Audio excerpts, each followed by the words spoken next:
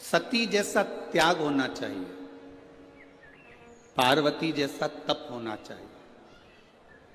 सती जैसा त्याग हो, पार्वती जैसा तप हो और नंदी जैसी प्रतीक्षा हो, तब जाकर मेरा महादेव आपको प्राप्त हो पाता है। शिव ऐसे ही नहीं प्राप्त हो जाता। सती जैसा त्याग।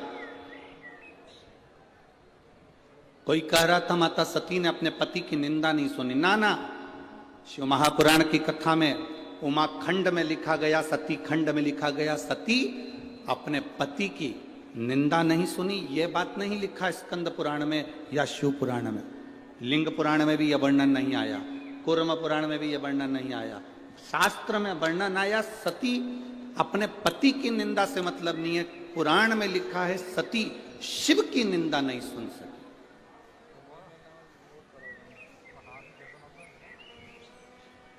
यहां पति शब्द नहीं लिखा।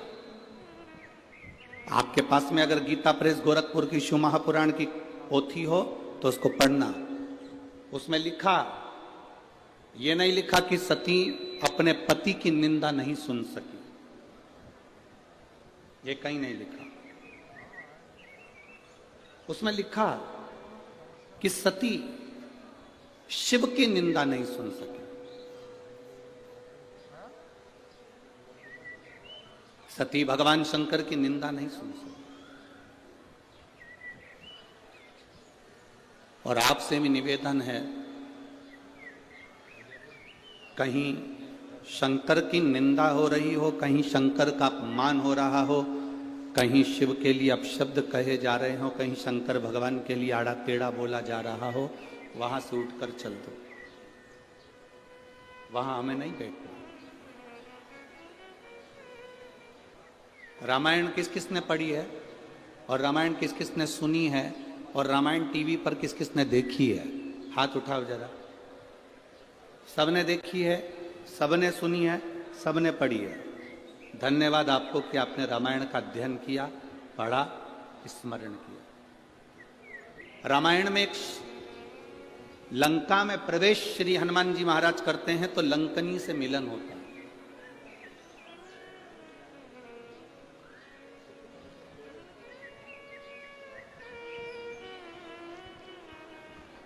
हनुमान जी महाराज जब लंका में प्रवेश कर रहे हैं तब एक स्त्री, लंकनी नाम की एक स्त्री मिलती है। सुरसा मिली, माता कहकर प्रणाम करा। छाया पकड़ने वाली राक्षसी मिली, प्रणाम करा माता कहकर। लंकनी मिली,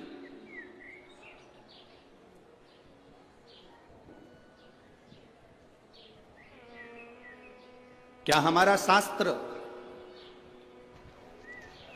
क्या हमारा वेद, क्या हमारा पुराण ये कहता है कि स्त्री को मारा जाए या स्त्री को हाथ मारा जाए या थप्पड़ मारा जाए या गाली दी जाए? किसी वेद में, किसी पुराण में, किसी शास्त्र में ऐसा वर्णन नहीं है।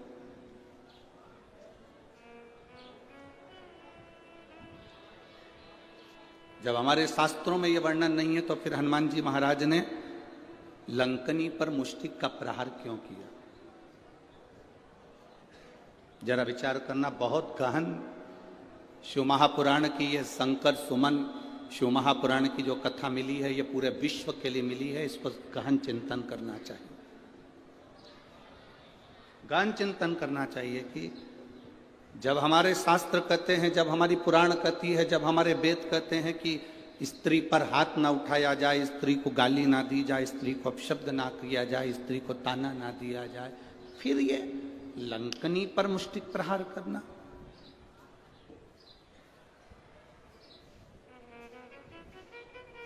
लंकनी पर मुष्टिक प्रहार।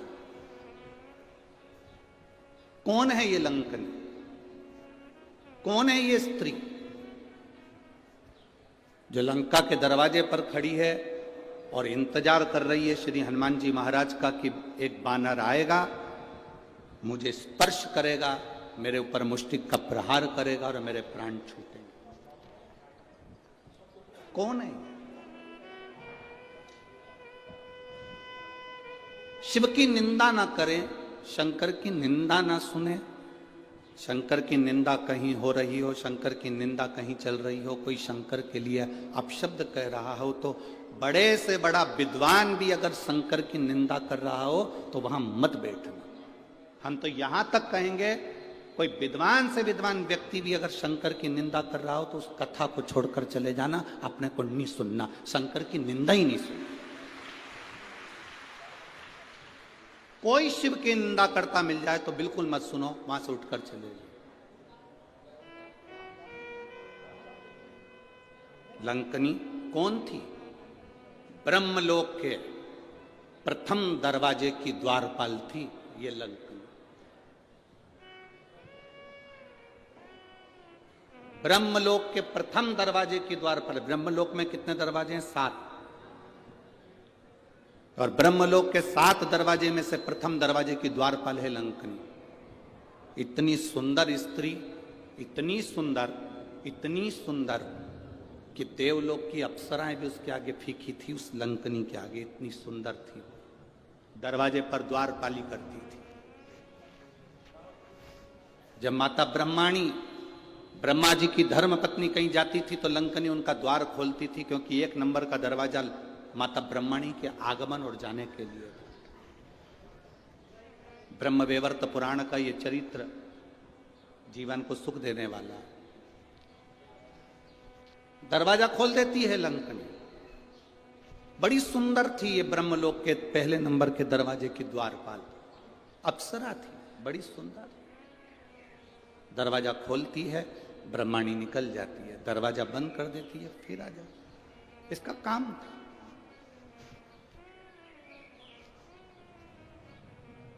जिनको ददरुआ धाम आते हों, हनुमान जी के दर्शन करने जाते होंगे, तो कई लोग ऐसे होंगे जो पहली बार आते होंगे, उनको दरवाजा नहीं मालूम होगा। कल हम पुजारी जी से कह रहे थे और वो पवन जी थे, उन दोनों से कह रहे थे कि महाराज जी ने ये काम सबसे अच्छा करा कि ददरुआ धाम के इस मंदिर प्रांगण के बहुत सारे दरवाजे हैं। तो पुजारी जी कह रहे थे महाराज जी कम से कम 8 दरवाजे हैं मंदिर में प्रवेश आने जाने के। इसी ब्रह्मलोक में ब्रह्मा जी के प्रवेश द्वार 7, उसमें से एक द्वार पर, दरवाजे पर ये सुंदर स्त्री खड़ी है जो दरवाजा खोलती है, बंद करती है, पहरेदारी करती है, चौकीदारी करती है। अब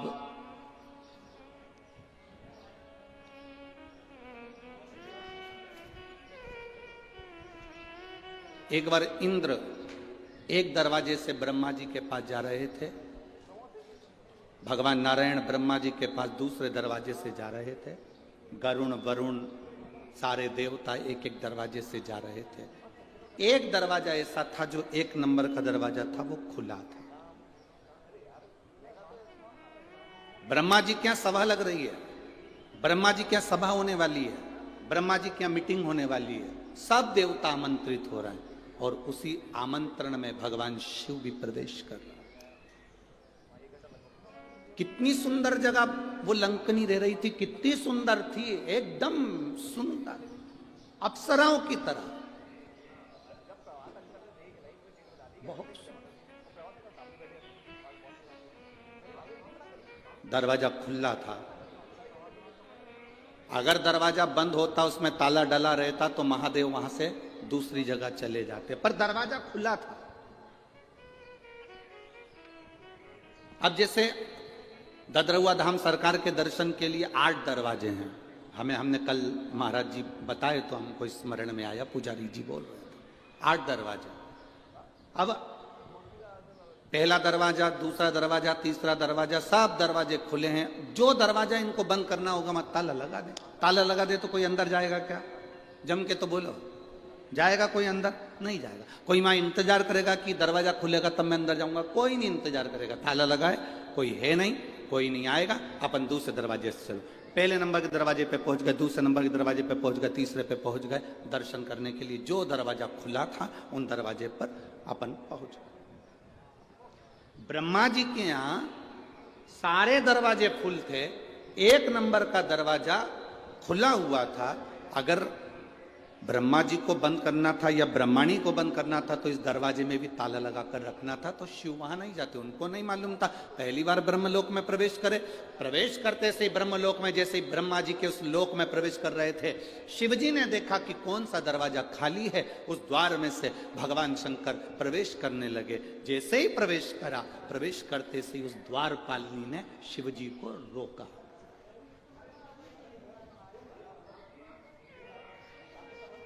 वो दरवाजे पे खड़ी हुई उस लंकनी ने, उस द्वारपालिनी ने, जो सुंदर है, अति रमणीय, अति सुंदर, उसने रोक दिया।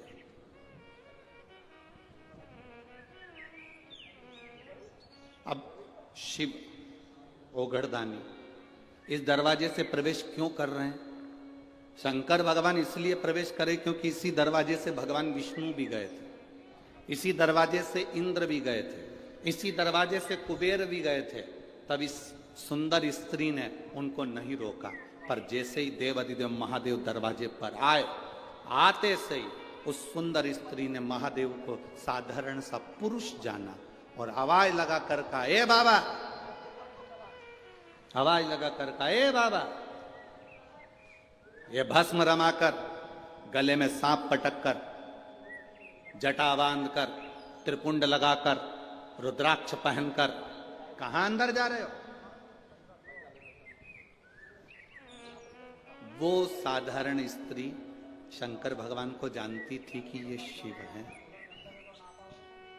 वो स्त्री जानती थी, अप्सरा जानती थी कि ये शंकर हैं। पर शिवजी सोने का मुकुट पहनकर नहीं आए थे, शिवजी अंबर पीतांबर पहनकर नहीं आए थे। शंकर भगवान एकदम सिंपल, एकदम साधारण, एकदम सहज आए थे।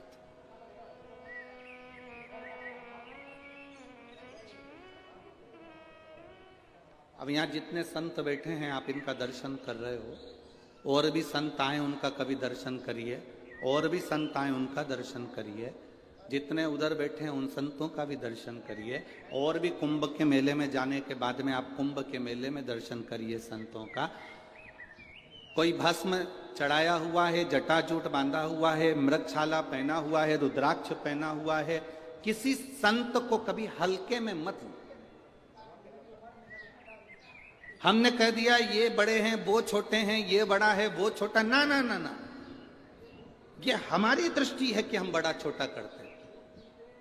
संत, साधु, गुरु और अग्नि, अग्नि देखिए, आग कभी छोटी नहीं होती।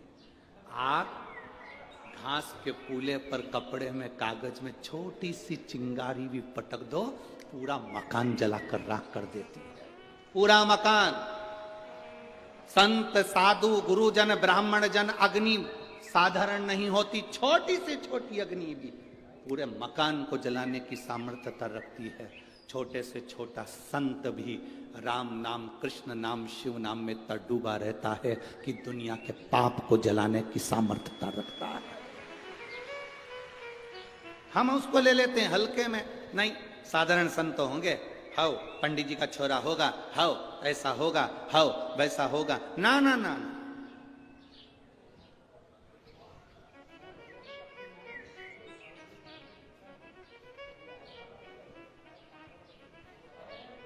स्त्री को हल्के में ले लेना, पर उसके मांग के सिंदूर को हल्के में मत लेना। उसके मांग के सिंदूर में वो बल होता। महाराज, जब स्त्री हाथ में सिंदूरा लेती है ना, आपके इधर कैसे सिंदूर लगाते हैं हमको तो नहीं मालूम, पर सुहागन स्त्री जिसकी शादी हो गई, वो स्त्री जब अपने हाथ में सिंदूरा लेती है, स्त्री कभी भी सिंदूर जब लगाती है तो सिंदूर की डब्बी को कहीं रखकर नहीं लगाती, हमेशा याद। जिस नारी सिंदूरे को नीचे रख दिया, या सिंदूरे को अलमारी पर रख दिया, या सिंदूरे को टेबल पर रख दिया और उसमें से लेके सिंदूर लगा रही है, तो वो नारी, हाँ, एक जगह पर सिंदूरा रखा जा सकता है, जब आप सुहागल कर रहे हो, कोई पूजन कर रहे हो, तो आप देवी जी को, गणेश जी को जो सिंदूर चढ़ा रहे हो, वो चढ़ा हुआ जमीन पर भी रखा हुआ मांग में धर सकते हो। पर जब आप स्वयं 16 श्रृंगार कर रहे हो उस जगह पर सिंदूरा जमीन पर नहीं रखा जाता।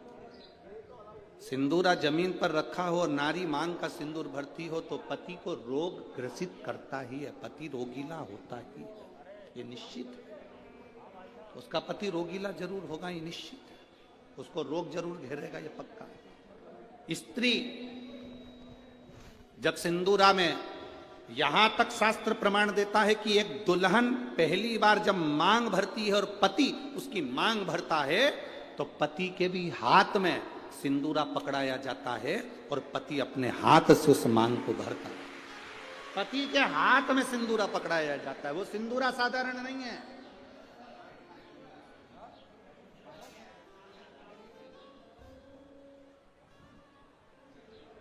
आप में से कोई कोई ऐसी आलसन हो सकती हैं, कोई ना कोई ऐसे आलसी हो सकते हैं कि ड्रॉज खोली, उसमें रखा था, उसी में से निकाल के और भर ली और उसी में रख दिया। ऐसी कहीं कहीं की मिस इंडिया हो सकती है, ऐसी कहीं कहीं की। पर मेरा विश्वास कहता है भिंड जिले की तो नहीं कह सकता कि ऐसी होगी। भिंड जिले की जितनी होंगी हाथ में सिंदूरा लेकर सिर पर मांग भरने वाली ही। सिंदूरा हाथ में लेकर तो स्त्री को हल्के में ले लो, पर उसके सिंदूर को हल्के में नहीं ले सकते। सिंदूर में वो बल होता है।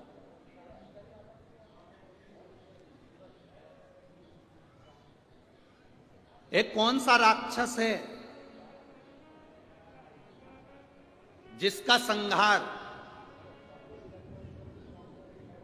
वो कौन सा राक्षस है जिसका संहार एक स्त्री ने मांग के सिंदूर से अपने दूसरे प्रतिबिंब को प्रकट कर कर मारा था? वो कौन सा राक्षस है? ऐसा कौन सा राक्षस जिसको वर था कि वो स्त्री के हाथ से मरेगा और स्त्री अपने मांग के सिंदूर से, उस सिंदूर से अपनी परछाया प्रकट कर लेती है और परछाया से मारती है? वो एक ही राक्षस था, मुल्कासुर। कौन सा राक्षस? मुल्कासुर। उसको माता जानकी जी ने मारा था, लंका में जाकर मारा था, लंका के दरवाजे पर। कौन था मुल्कासुर? कुंभकर्ण की पत्नी का पुत्र, कुंभकर्ण का बेटा। कुंभकर्ण की जो पत्नियां थी उसमें से एक करकटी थी जिसका पुत्र भीम था। उस भीम को शिवजी ने मारा था तो वो भीमा शंकर बन गया था। और कुंभकर्ण का एक बेटा था मुल्कासुर, जो जन्म लेने के बाद मूल में हुआ था तो उसको भिगवा दिया गया था, जिसको सीता जी ने मारा था, माता जानकी जी ने मारा। मांग के सिंदूर में कितना बल होता है।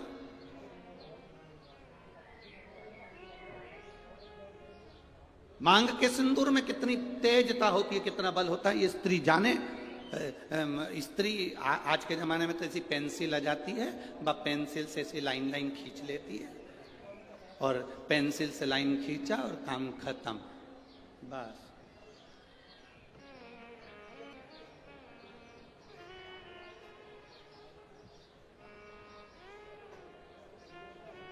आप में से आप लोगों ने देखा कि नहीं देखा, बड़े बड़े घर के लोग भले मांग भरने में संकोच करें, सिंदूर लगाने में संकोच करें, पर तुम्हारे यहाँ पर कोई काम करने वाली आई हो ना, तुम्हारे यहाँ कोई बर्तन मांजने वाली आई हो, वजन ढोने वाली, ईंट रखने वाली, फावड़ा गेती रखने वाली, रेत भरने वाली, वो काम करने वाली स्त्री को देखना। एक पैसे वाले के यहाँ की नारी भले मांग भरने में संकोच कर सकती है, पर एक गरीब स्त्री कभी मांग भरने में संकोच नहीं करती, वो मांग भर कर चलती।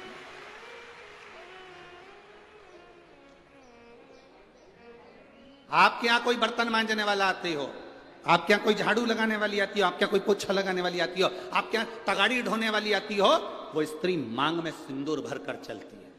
बोलो जी आप लोगों ने देखा है कि नहीं देखा? ईमानदारी से बोलना हो। कथा ऐसे नहीं चलती कि महाराज ने बोल दिया तुमने स्वीकार कर लिया। तुम तो दिल से बोलो कि तुमने देखा कि नहीं देखा। वजन ढोने वाली मांग में सिंदूर भर लेगी और मांग में सिंदूर भरकर वजन ढोलेगी। किसी उस स्त्री से पूछना कि मांग में तो सिंदूर भर लेती है भले तू कैसी भी दिखे पर तेरी मांग खाली नहीं रहती है। उसका कारण क्या है? तो वो स्त्री कहती है कि मैं कितना भी बोझा ढोलूं, मेरा पति मेरे साथ में वजन ढोने में साथ रहता। मांग के सिंदूर में वो बल होता है महाराज। वो सिंदूर जो सीता जी अपनी मांग में भर रही, वो सिंदूर आज तक ददरुआ धाम सरकार श्री हनुमान जी महाराज के तन पर तुम्हें लगा हुआ दिखता है। उस सिंदूर में कितना बल होगा, उस सिंदूर में कितना आनंद होगा, वो सिंदूर क्या साधारण होगा?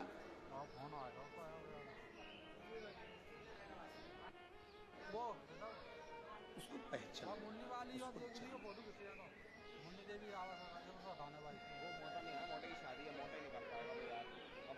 जरा विचार करिएगा, स्मरण में लाइएगा।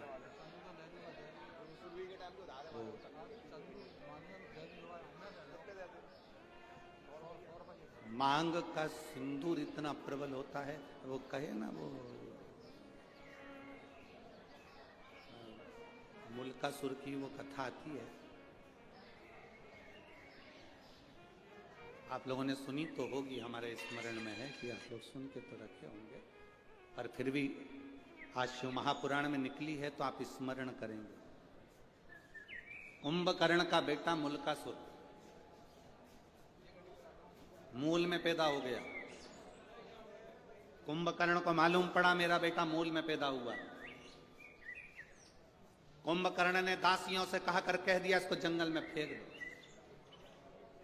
ले जाओ इसको और वन में डाल दो, ले जाओ इसको जंगल में फेंको।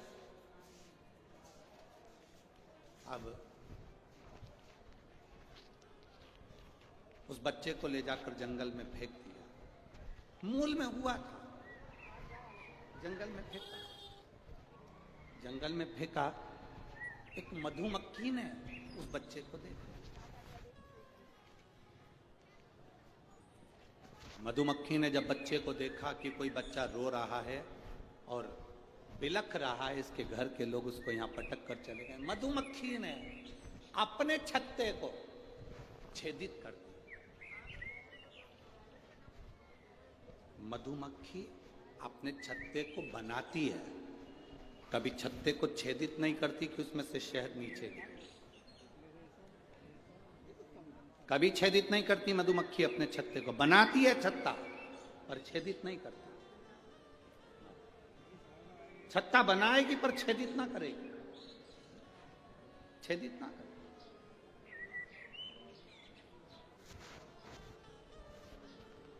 मधुमक्खी ने अपने छत्ते को छेदित कर दिया, शहद नीचे टपकने लगा। वो जो मुल्कासुर था, कुंभकर्ण का जो बेटा था मुल्का, वो नीचे सोया था, रो रहा था, मुंह में शहद उसके जाने लगा। मुल्का धीरे धीरे धीरे रोना बंद कर दिया। दूसरी मधुमक्खी आ गई, तीसरी मधुमक्खी आ गई।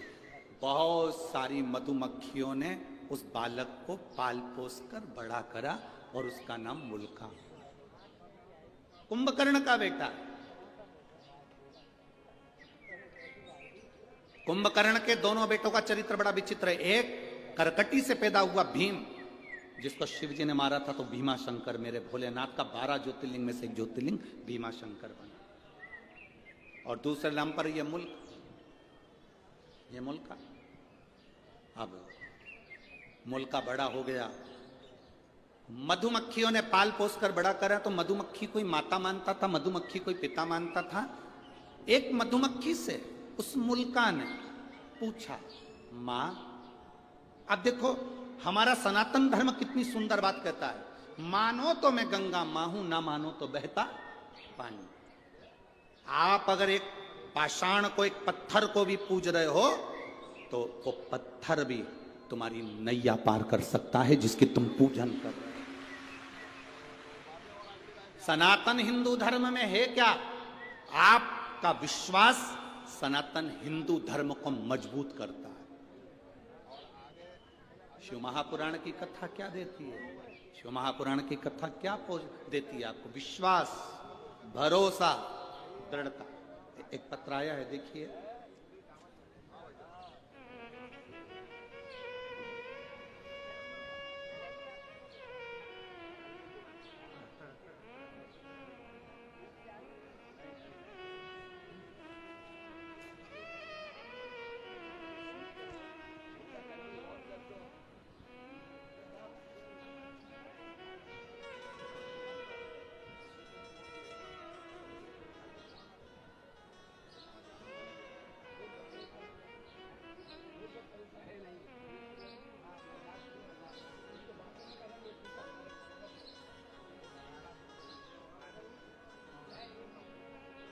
भरोसा देखिएगा। गुरुजी 13 साल से संतान नहीं थी। मैं बाबा का क्या वर्णन करूं गुरुदेव। ये पत्र में हरि सरकार मारुति नंदन महाराज मिश्रा जी के हाथ से भेज रही हूं। जिनने पत्र भेजा है वह हाथ आप ही लेके आए महाराज जी, एक बार हाथ हिला दीजिए। ये पत्र मैंने महाराज जी के हाथ से भेजा है। मैं दिल्ली से लाइव देख रही हूँ इस कथा को। ददरवा धाम सरकार के चरणों को नमन करती हूँ। गुरुदेव, ये पत्र में हनुमान हरि सरकार मारुति नंदन महाराज जी मिश्रा जी के माध्यम से भेज रही हूँ। गुरुदेव, 13 साल से मेरे यहाँ बच्चे नहीं थे। मैं बाबा का क्या वर्णन करूं। मेरे पति दिल्ली पुलिस में एसआई के पद पर तैनात हैं। मेरा नाम वीर सिंह यादव है, मेरी पत्नी का नाम मंजू यादव है। मैं जिला भिंड के थाना मो तहसील गोहद ग्राम धमूरी, जो ददरवा धाम से मात्र 2 किलोमीटर की दूरी पर स्थित है, वहां का रहने वाला। मेरे यहाँ संतान नहीं थी। मैं बाबा को क्या वर्णन करूं गुरुदेव। सब जगह गए, कोई सुख ना मिला। तब शिवजी पर 1 लोटा जल चढ़ाना प्रारंभ करा। तब मेरी पत्नी ने मुझसे कहा, तो मैंने मेरी पत्नी से कहा, क्या शंकर जी पे जल चढ़ाने से औलाद हो जाती है, संतान हो जाती है? अगर ऐसा होता तो पूरा विज्ञान फेल हो जाता, पूरा साइंस फेल हो जाता। फिर भी गुरुजी, मेरी पत्नी मुझे रोज पानी का लोटा हाथ में पकड़ाती, मैं शिव जी को चढ़ाता। डॉक्टरों ने तो 13 साल से जांच करी और हर बार यही कहा कि तुम्हारे यहाँ कभी संतान नहीं होगी। मेरी पत्नी और मैं शिव जी को जल चढ़ाकर वहीं बैठकर पी लेते। आपने कहा था नंदी के पास बैठकर शंकर का दर्शन करा करो और शिव जी से जो कहोगे नंदी सुनेगा और वो देगा। सफेद आंकड़े की जड़ का प्रयोग करा, शिव जी पे चढ़ा हुआ जल पीना प्रारंभ करा। बाबा की कृपा क्या होती है गुरुदेव। 16 अक्टूबर 2023 के दिन सोमवार को मेरे यहाँ पुत्र रत्न की प्राप्ति हुई है। मैं बाबा को धन्यवाद करता हूँ, प्रणाम करता हूँ। बैठिए महाराज, प्रणाम आपको। शिव कृपा इसी को कहते हैं। केवल एक सनातन हिंदू धर्म ऐसा है, भारत की भूमि पर सनातन धर्म ऐसा है जो पत्थर में भी प्राण देता है। सनातन हिंदू धर्म केवल ऐसा है जो विश्वास को पक्का करता है, भरोसे को दृढ़ करता है और परमात्मा का दर्शन करता है। आप में से कई माताएं ऐसी बैठी हैं जिन्होंने पशुपति व्रत करा होगा और बाबा ने दिया होगा, 1 लोटा जल चढ़ाया होगा, बाबा ने दिया होगा। ददरवा धाम आए होगे तो हनुमान जी ने दिया होगा। संसार में जन्म लिया है तो हमने उस परमात्मा की भक्ति करी और उससे हमें मिला विश्वास के बल।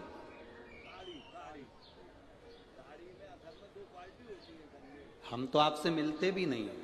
आप सरकार से पूछ लेना, या पुजारी जी हों, पवन भैया हों, या इस ददरवा धाम के जितने सेवादार हों उनसे पूछना। सियोर वाला महाराज अपना कमरा छोड़कर बाहर तक नहीं निकलता, और जितने गार्ड लगे हों वहाँ पुलिस विभाग के लोग लगे उनसे पूछना। वो महाराज होंगे बहुत सारे आपके यहाँ आते होंगे, मिलते होंगे, जुलते होंगे, हम नहीं मिलते। हमारा एक ही काम है, हमारे पास में जो छोटा सा शिवलिंग है, ठाकुर जी हैं, उनका पूजन करना। जितना बन सके अपने को बाबा ने जो समय दिया है उस समय में पाठ करना और भगवान की माला जपना। जितनी जप सकते हो उतनी जपो। ये संसार से मिलेंगे तो आप 100, 500, 200 रुपए देकर जाओगे, पर मेरे भोलेनाथ को जपूंगा तो वो मेरी जिंदगी में मेरा हाथ पकड़कर ऊपर पहुंचाए। केवल यही कथा नहीं, आपने पूरे जितनी बार कथा सुनी होगी, हमने एक बात कहा, हम मिलते नहीं है। बोला था कि नहीं बोला था? हम कहीं नहीं मिलते। पीछे के 1-2 दिन होते हैं जिसमें कहीं कोई मिलने वाला होता है तो मिलते, ना मिलते, कमरे से निकलते ही नहीं। और हमारे कमरे में हमारे चाहे गार्ड हो, चाहे आशीष भैया हो, चाहे हमारे ब्राह्मण हो, हमारे कमरे में नहीं आते। भजन करा, स्मरण करा, जाप करा, अनुष्ठान करा, भक्ति करी, केवल कथा में आए, यहां से चले, इसके सिवाय कुछ नहीं। क्यों मिले आपसे? आप मिलो, श्री हनुमान जी महाराज ददरवा धाम में बैठे हैं उनसे, आप मिलो, मेरे भोलेनाथ जी मंदिर में बैठे हैं उनसे। आप मिलो भगवान की विरल भक्ति से। हमसे क्यों मिलना, किस लिए?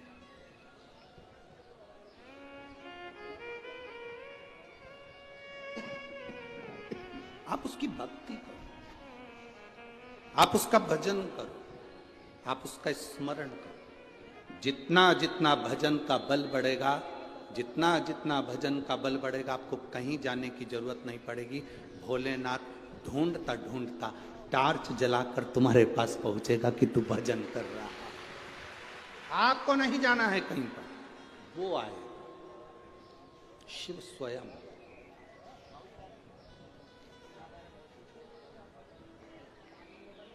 शंभू का मतलब क्या होता है? अपन कहते हैं भोले शंभू। शंभू का मतलब क्या? स्वयं भू। किसी देवता को शंभू नहीं कहा गया, केवल एक देवाधिदेव महादेव जिनको शंभू कहा गया, क्योंकि वो स्वयं भू है, स्वयं प्रकट है। ना कभी जन्म हुआ, ना कभी मरता है। वो दुनिया के साथ में आज भी है, कल भी रहेगा। ब्रह्मांड नष्ट भी हो गया तो शिव रहेगा, बाकी का सब है। स्वयं भू है वो, इसलिए उसको शंभू कहा गया। स्वयं भू शंभू।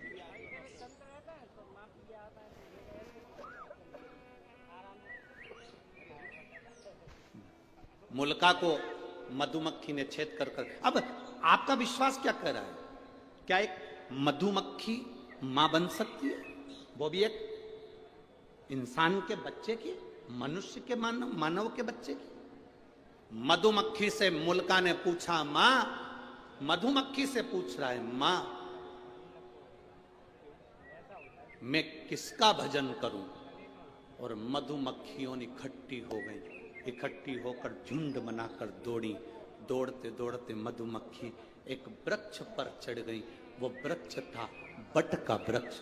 जिस बट के वृक्ष को मुल्का ने देखा तो बट वृक्ष को याद किया मुल्का ने। ये बट वृक्ष ब्रह्मा जी के कटे हुए शीश से प्रकट हुआ है, इसलिए मेरी मां कह रही है कि इस ब्रह्मा का तू तप कर। मुल्का ने ब्रह्मा जी का तप करना प्रारंभ करा। इतना घोर तप मुल्का ने करा, बट वृक्ष के नीचे बैठ जो तप करना प्रारंभ करा तो ब्रह्मा जी प्रकट हो गए। ब्रह्मदेव सामने, और ब्रह्मा जी प्रकट होकर बोले, बोल मुल्का तुझे क्या चाहिए? मुल्का ने कहा मैं मरूं ना, मुझे अमर कर दो, मेरे प्राण ना छूटे, मुझे अमर करा दो। भगवान ने कहा ये तो कभी नहीं हो सकता मुल्का कि तू अमर होगा। अगर मैं अमर नहीं हो सकता तो फिर क्या मांगू?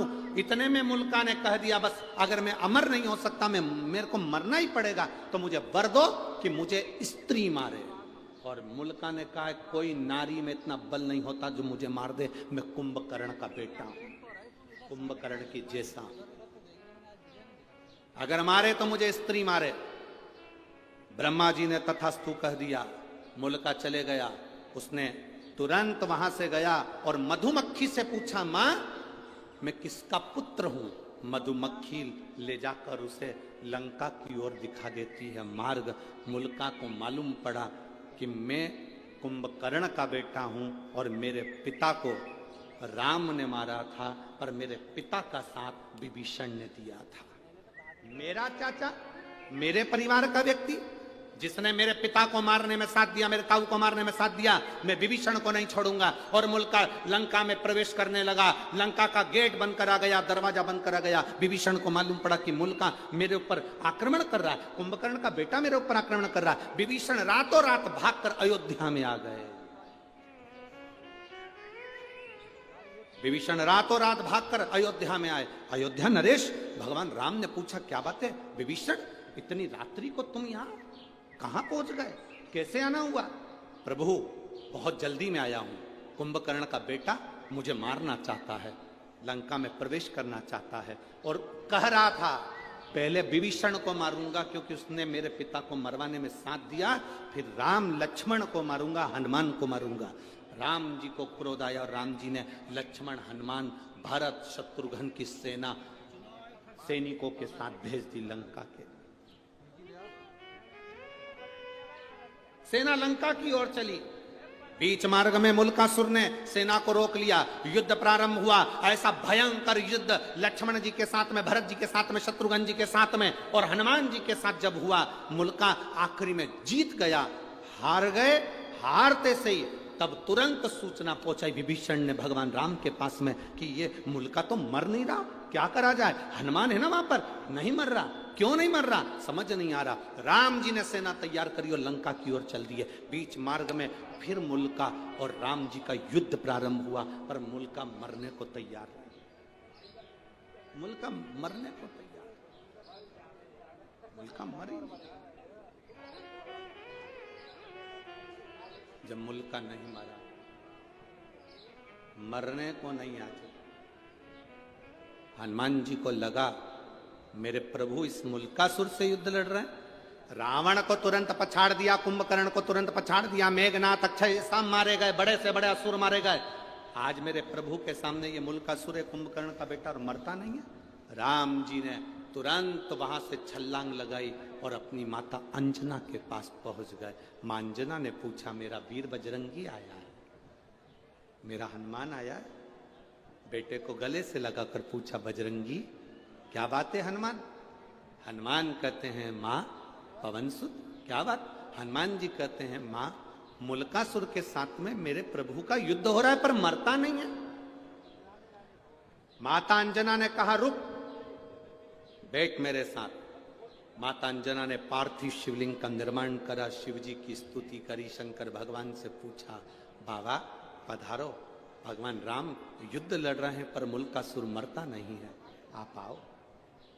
उसी समय देव अधिदेव महादेव प्रकट होकर बोले, क्यों चिंता करती हो अंजना? हनुमान से कहो राम जी की आज्ञा लें, सीता जी को अयोध्या से बुलाया जाए और मुल्कासुर के साथ युद्ध कराया जाए। सीता को बुलाएं और युद्ध कराएं। पर माता जानकी तो कभी क्रोध करती ही नहीं है। माता सीता को तो कभी जिंदगी में क्रोध आता ही नहीं है। मां जानकी तो कभी क्रोध करती नहीं, क्योंकि राजा जनक की पुत्री है। राजा जनक को शब्द पर शब्द लोगों ने कहा, पर राजा जनक जी को कभी क्रोध नहीं आया। जनक की पुत्री जानकी कैसे क्रोध कर सकती है? वो जानकी तो कभी क्रोध कर ही नहीं सकती, माता सीता तो कभी क्रोध कर ही नहीं सकती। भोलेनाथ जी ने कहा, आप राम जी से आज्ञा लो। हनुमान जी महाराज तुरंत राम जी के पास गए। महाराज, इस मुल्कासुर को ब्रह्मा जी का वर है, ये स्त्री के हाथ से मरेगा। आप जब तक सीता को नहीं लाएंगे, सीता ही इसको मार सकती है। राम जी ने आज्ञा करी, हनुमान जाओ अयोध्या, सीता को लेकर आओ। माता सीता को लेकर आओ। जानकी जी मांग में सिंदूर भर रही थी, माता जानकी श्रृंगार कर रही थी। जिस समय हनुमान जी पहुंच गए, हनुमान जी ने पूछा, मां ये मांग में सिंदूर क्यों? इससे आयु बढ़ती है, पति अच्छा रहता है। हनुमान जी ने कहा, मां मैं भी सिंदूर लगा लूं तन पर। हनुमान जी लगाए तन पर सिंदूर। माता जानकी जी से कहा, मां जल्दी श्रृंगार करिए, मेरे साथ चलिए। राघव जी ने, मेरे प्रभु ने आपको बुलाया है, राम जी ने आपको बुलाया, स्वामी ने बुलाया है। सीता जी हनुमान जी के साथ पहुंच गई युद्ध के मैदान में। राम जी ने कहा, जानकी ये सामने जो मुल्कासुर खड़ा है, इसको तुझे मारना है। सीता जी कहती है, मुझे तो क्रोध आता ही नहीं, मैं कैसे मार सकती हूं, कैसे मार सकती हूं? सीता जी को क्रोध नहीं आ रहा था, मैं कैसे मारूं? राम जी ने सोचा, करूं तो करूं क्या? मेरे राघव जी ने शिव जी का स्मरण करा, बाबा हे रामेश्वरम, हे शंकर अवघड़दानी, आप पधारो। बाबा ने आकर पूछा, क्या बात है राघव जी? राघव जी कहते हैं, ये सीता को क्रोध नहीं आ रहा। सीता को क्रोध नहीं आएगा तब तक मुल्कासुर मरेगा नहीं। तुरंत भोलेनाथ जी ने कहा, मेरा 11वां रुद्र उतारे हनुमान। शिव और शक्ति कभी अलग नहीं होते। हनुमान भी शिव और शक्ति का प्रतिबिंब है। हनुमान का जो शरीर है वो शिव है और हनुमान की जो पूंछ है वो शक्ति है। हनुमान का शरीर शिव है और हनुमान की जो पूंछ है वो शक्ति है। हनुमान का शरीर शिव है और जो पूंछ है वो पार्वती है। एक काम करो हनुमान, जहां से सीता जी निकलकर रथ के ऊपर चढ़े वहां तुम्हारी पूंछ से तुम थोड़ी सी बुआरी लगा देना, झाड़ू लगा देना, थोड़ी सी बुआरी, थोड़ी सी झाड़ू अपनी पूंछ से लगा देना, थोड़ी सी बुआरी।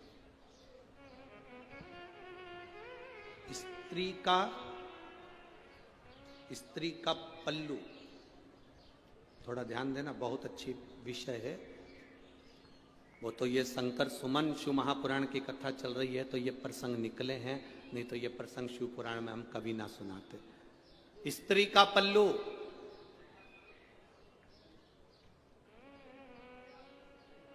एक माता का पल्लू, नारी की चोटी, नारी के केश और हनुमान जी की पूंछ, ये तीनों में पार्वती की शक्ति समाई होती है। एक, इसलिए हमारे भारत का इतिहास रहा है, हमारे सनातन धर्म का इतिहास रहा है, माताएं जब अपने बच्चे को रोता हुआ देखती है तो अपने पल्लू से ऐसी ऐसी नजर उतार देती। बोलो री जी जी, सही है कि गलत है?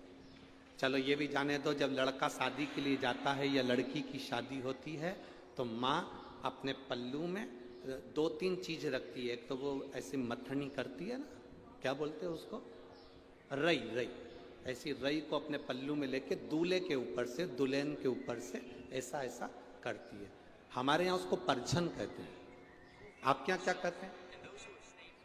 जम के तो बोलो जरा, आपके यहाँ करते कि नहीं करते पहले तो ये बताओ। फिर वो मूसल लेती है छोटा सा, फिर मूसल को भी दूल्हा दुल्हन के ऐसा ऐसा करा जाता है। फिर वो सूपड़ा रहती है, सूपा फटकने वाला, उसका कोना लेकर वो भी ऐसा ऐसा दूल्हे को दुल्हन को करती है। क्या बोलते हैं इधर? हमारे उसको परछन कहते हैं, दूल्हा दुल्हन की परछन करती है। सास करती है, माँ करती है। माँ का पल्लू,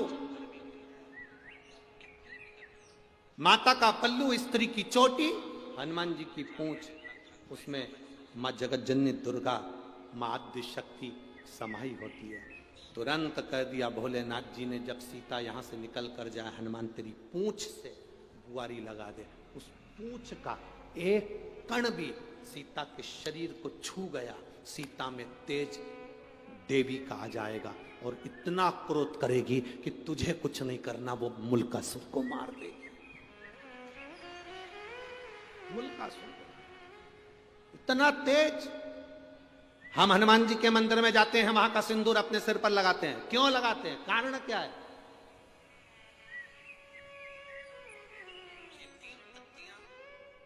हम हनुमान जी के मंदिर में जाकर उनका सिंदूर लेकर अपने सिर पर लगा रहे हैं। हनुमान जी के सिर पे से सिंदूर नहीं लेते हैं, लेते हैं? अरे बोलो तो जम के। हनुमान जी के कान के पास से सिंदूर नहीं लेते हैं, हनुमान जी की छाती पर से सिंदूर नहीं लेते, हनुमान जी के हाथ के पास से सिंदूर नहीं लेते, हनुमान जी के चरणों से सिंदूर लेते हैं, क्योंकि पूंछ नीचे रहती है, उसका चरण मात्र में भी अगर कोई अंश आया होगा तो हमारा कल्याण हो गया।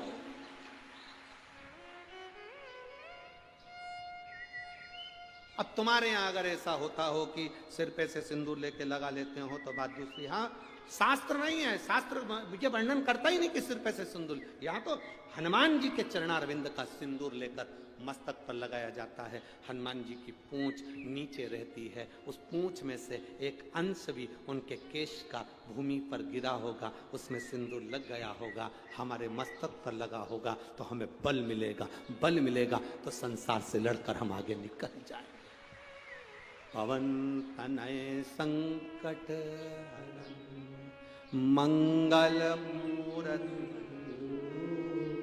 राम लखन सीता हृदय। शिव है वो। शंकर भगवान ने कहा, हनुमान सीता जी, सीता माता जानकी चली, चलते ही हनुमान जी ने बुहारी काढ़ी, बुहारी काढ़ते से मां जानकी ने देखा सामने मुल्कासुर को। सीता जी ने अपने मांग के सिंदूर का स्पर्श कर कर अपनी छाया प्रकट कर दी।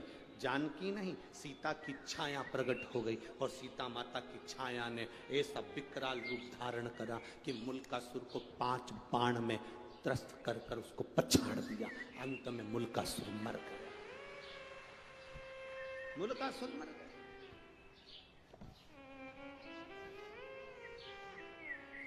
समाप्त। शिव शिव है, शंकर ओघड़ी है। महाराज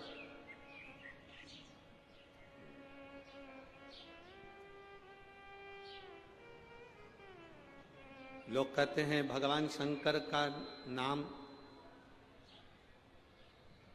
किस टाइम लेना चाहिए, भगवान शंकर का भजन किस टाइम करना चाहिए। हम कहते हैं शिव के भजन का कोई टाइम नहीं है, शंकर का भजन आठों याम करना चाहिए। आठों याम, जब तुम्हारा मन करे तब शिव जपो, जब तुम्हारा मन जपे मन कहे तब राम जपो, जब तुम्हारा मन कहे तब तुम सीता जपो, जब तुम्हारा मन कहे तब कृष्ण जपो, जब तुम्हारा मन कहे तब भगवान का भजन करो। आठों याम सीता राम 24 घंटे हर पल हर घड़ी जपना चाहिए। तो किसी ने कहा, एक महाराज जी प्रवचन में कह रहे थे कि सुबेरे शाम जपना चाहिए। हमने कहा महाराज जी से पूछो दोपहर में तो नहीं मरेंगे,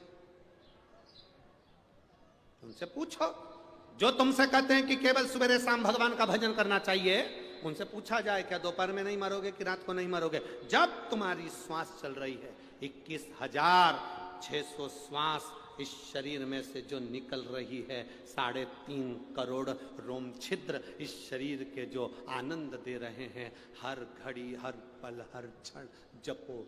शास्त्र तो कहता है 24 घंटे भगवान का भजन करो। 24 घंटे नहीं कर सकते तो कम से कम 12 घंटे तो भगवान का भजन करो। 12 घंटे नहीं कर सकते तो 6 घंटे तो करो। 6 घंटे नहीं कर सकते तो 3 घंटा भगवान का भजन करो।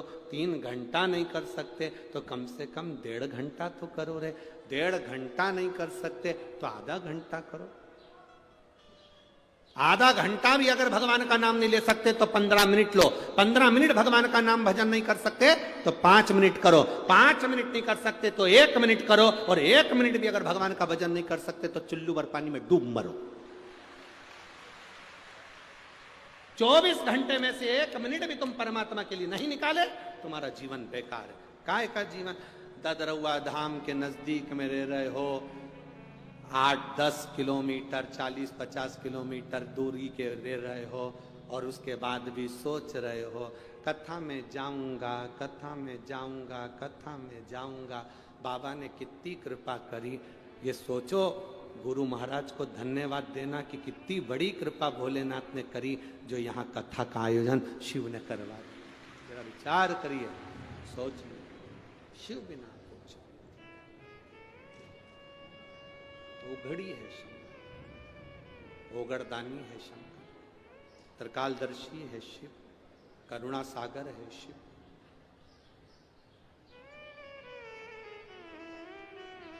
वो ओघड़ी है शिव।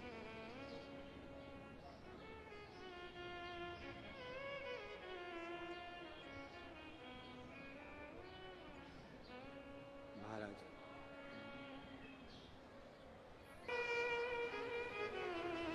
शिव कथा कह रही है, शिव महापुराण वर्णन कर रही है, शंकर भगवान का चरित्र कर रही है। लंकनी स्वयं ब्रह्मा जी के दरवाजे पर खड़ी वो सुंदर स्त्री, ब्रह्मलोक के दरवाजे पर खड़ी वो सुंदर स्त्री, अति सुंदर, अति सुंदर। और इतनी सुंदर है वो स्त्री, इतनी सुंदर है जो ब्रह्मा जी के प्रथम दरवाजे की द्वारपालनी है, द्वारपाल है।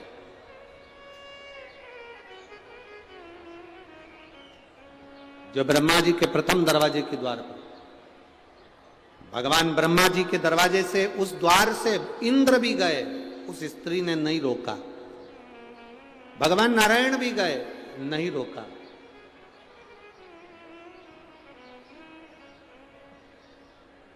पर देवादिदेव महादेव जब निकल कर गए, उस स्त्री ने रोक दिया। हे बाबा, अरे बाबा, कहा कहां जा रहे हो? शरीर तो देखो आपका, भस्म लपेटे हो, गले में सांप पड़ा हुआ है, जटा बंधी हुई है। बहुत ध्यान से कथा सुनिएगा। बहुत दूर दूर से आप लोग आए हो, दिल में शिव को बिठा कर लेकर जाना। शंकर को दुनिया के लोगों ने हल्का ही लिया, बहुत हल्के में शंकर जी को लोग लेते हैं।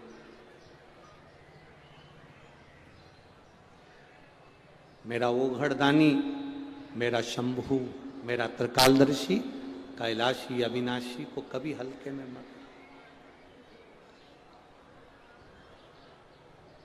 उसके दरवाजे पर जाकर अगर आपने एक गीला कपड़े का पोछा भी लगाया है ना, तो वो खाली नहीं छोड़ता है।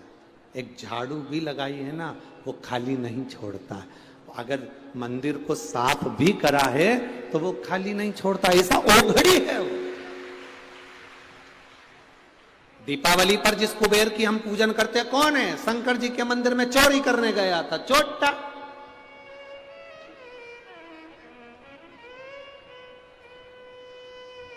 वो तो चोरी करने गया था, चोरी का सामान देख रहा था कि मंदिर में से क्या चुराऊं। अंधेरा था, दिया जल रहा था टिमटिमाता हुआ।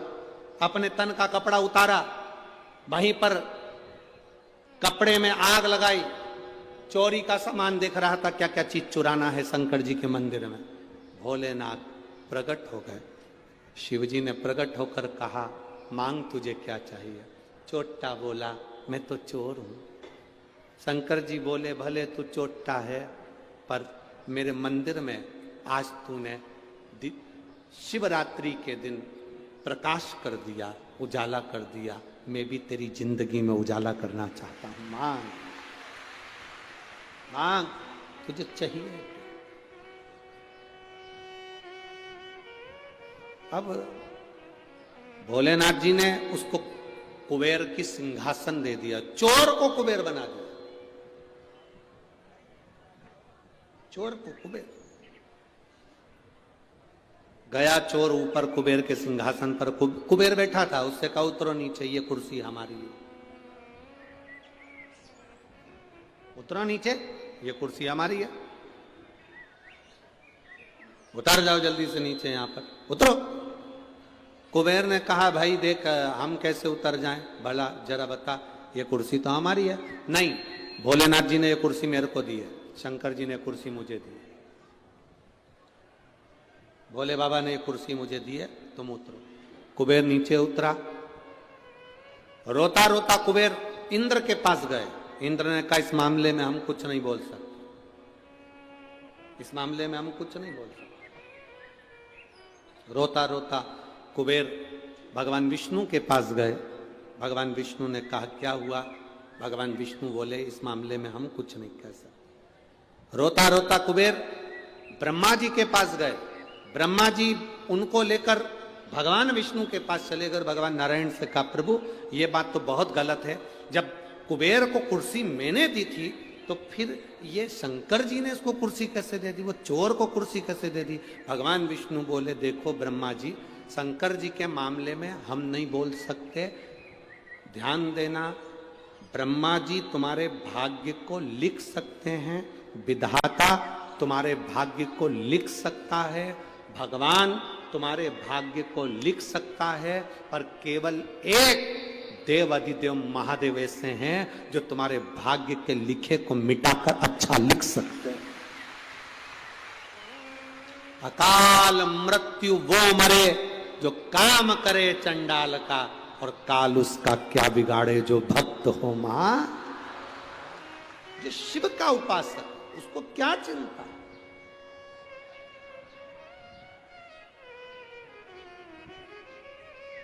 शिव की आराधना करने वाले को क्या चिंता? कल महाराज जी पुजारी जी कह रहे थे कि रात्रि को लाखों की संख्या में भक्त ये ददरौआ धाम में आ चुके थे। रात्रि को लाखों की संख्या में भक्त ददरुआ धाम आ चुके थे। सबने अपना अपना जगह संभाल ली थी और सब तो बता रहे थे पुजारी जी की गुरुजी मंदिर में भी इतने भक्त आए हैं और यहाँ पर भी इतने भक्त आए हैं, पर हमारे जीवन की पहली ऐसी कथा है कि भक्त जब कथा सुनता है तो उसके मुंह से आवाज नहीं आती, दर्शन करता है तो लाइन से दर्शन करता है, आराम से दर्शन कर रहा है और बड़े आराम से लोग कथा कर। शिव की उपासना करने वाला, ये शंकर की, राम की, कृष्ण की जिसके अंदर भक्ति होती है वो मौन रहकर अलमस्त होकर कथा का लाभ लेता है। अलमस्त, उसको कोई मतलब नहीं, कोई। आग लगे बस्ती में, बोलो बोलो जम के बोलो, अपन रहो। शंकर भगवान कितनी मस्ती में रहते, जहर पी लिया, कंठ में विष भरा है तो भी आराम से रह रहे हैं। आप में से कहीं का भी एक आध बार मच्छर काट खाए तो 25 विचार को। और शिव शिव है, जहर कंठ में भरा है, गले में सर्प धरा है, सिर पे गंगा चंद्र धरा है और मेरा शंभु अड़भंगा बैठा भक्ति में डूबा हुआ है। निंदा ना करें, अपशब्द ना बोलें, शिव को पहचाने। शिव के मामले में कोई नहीं बोलता, कोई। एक झाड़ू लगाने वाले को फल मिल सकता है, बुआरी लगाने वाले को फल मिल सकता है, तो क्यों ना, क्यों ना।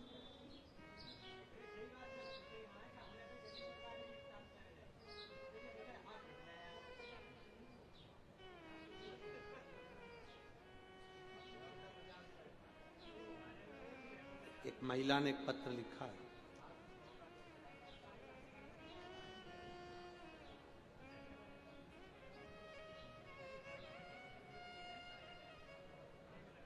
गुड़िया सिंह मुजफ्फरपुर बिहार से आई हैं। कहीं बैठी हैं तो हाथ हिला सकती हैं। गुड़िया सिंह मुजफ्फरपुर बिहार से आई हैं, कहीं बैठी हो तो हाथ हिला सकती हैं। जहां कहीं बैठी हो तो अपने हाथ हिला सकती हैं। आप ही हैं, एक बार ऐसे हाथ हिला। गुड़िया सिंह मुजफ्फरपुर बिहार। बच्चा आया है जिसकी आंखें पूरी चली गई थी, यही है वो, यही है बच्चा। मैं गुड़िया सिंह मुजफ्फरपुर बिहार से हूं। मैं पहली बार भोपाल की कथा में गई थी और वहां कथा के पंडाल में बाबा से कहकर आई थी, मेरे बच्चे की आंख में बहुत बड़ी बीमारी हो गई है, उसकी आंखों से दिखना बंद सा हो गया है, कुछ नहीं आता, बाबा संभाल लेना। गुरुजी आप कहते हो कथा के पंडाल में बोला गया बाबा सुनता है। मैं भोपाल की कथा में कही थी अगर मेरे बेटा ठीक हो जाएगा तो मैं जहां भी कथा नजदीक में होगी वहां जाकर बाबा को प्रणाम करूंगी। गुरुदेव, बच्चा ठीक है बाबू, आंखों से दिखना प्रारंभ हुआ, उसको लिया एक बार लाओ। इसकी आंख में बहुत बड़ी बीमारी हो गई थी जिसका नाम भी मैं लेना नहीं चाहती। शायद भगवान से प्रार्थना करूंगी कि ऐसी बीमारी किसी के मत देना। आंखें चली गई, दिखना बंद सा हो गया, शरीर बेकार हो गया, बड़े से बड़े डॉक्टर का इलाज करवा लिया पर ठीक नहीं। भोपाल की कथा में आई थी, बाबा को प्रार्थना करी थी। शहद वाला प्रयोग जो आपने बताया था गुरुजी, पीपल के पत्ते का दोना बनाकर